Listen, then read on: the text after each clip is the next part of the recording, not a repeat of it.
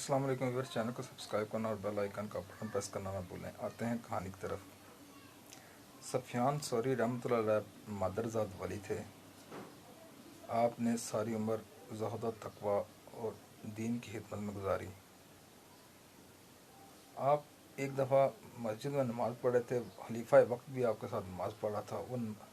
आप नमाज़ पहले पढ़ के फ़ारग हो गए और खलीफा वक्त अभी पढ़ रहा था। उस नमाज के दौरान उसने दाढ़ी में हारिश करना शुरू कर दी। काफ़ी देर करता रहा। नमाज़ पढ़ ली उसने तो आपने कहा, तुम्हारी नमाज गेंद की तरह तुम्हारे मुंह पर क़यामत दिन मारी जाएगी, तुम्हारा तो खुशू हुज़ू ही कोई नहीं है। बादशाह को गुस्सा आ गया। उसने कहा, जी तुम जानते हो किसे कह रहे हो?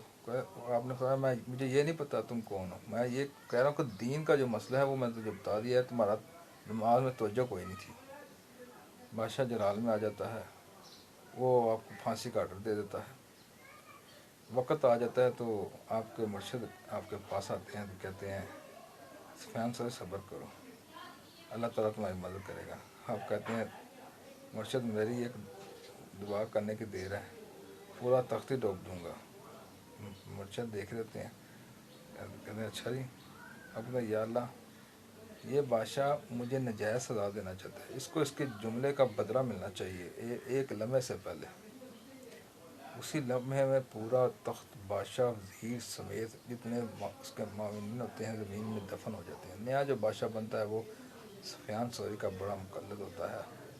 जब आप बीमार होते हैं तो आपके लिए एक तबीब भेजता है, वो आतिश परस्त होता है। आतिश परस्त मरीज़ जब सफियान सौरी का चेकअप करने जाता है, नफ्स पे हाथ रखता है तो कहता है, इसका बंदे का जिगर खुदा के खौफ से ख़त्म हो चुका है। ऐसे बंदे के दीन को कबूल करना चाहिए जिसने अपने जिगर तक को अल्लाह की याद में कमज़ोर कर दिया है। आप उस तबीब आपके हाथ पर इस्लाम कबूल करता है तो वापस चला जाता है। बादशाह बड़ा खुश होता है।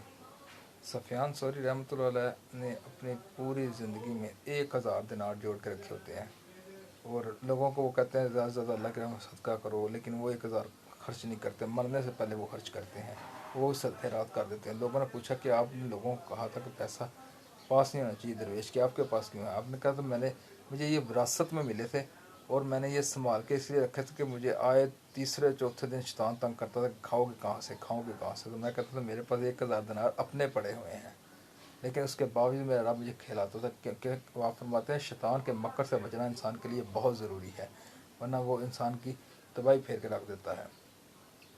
जब आप दुनिया से जाने लगे हैं तो उस रात आपको पेट में दर्द और पेचिश बहुत ज़्यादा थी। उस रात आपने 60 दफ़ा वज़ू किया था। लोगों ने कहा था आप इतना वज़ू ना करें। आपने फरमाया, मैं इस हाल में अल्लाह से मिलना चाहता हूँ कि मैं पाक हालत में हूँ, बावज़ू हालत में हूँ। तो बाहर आपके घर में जिस रात आपने फोत होना था बहुत मजमा लग गया था।